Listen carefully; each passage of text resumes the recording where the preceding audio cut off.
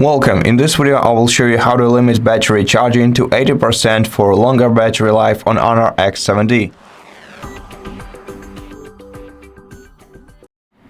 First of all, I want to explain that by default your phone charges to 80%, then slows down the charging for you to be able to unplug the charger in case you want to save your battery.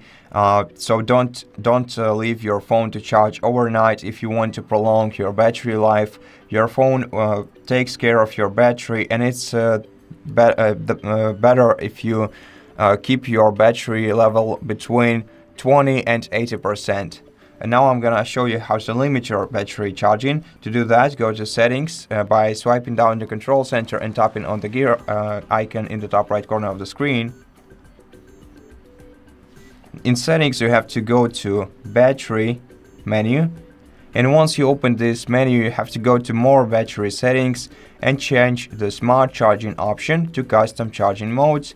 Then move the slider to 80%, and as you can see, this way you will charge your battery to 80%.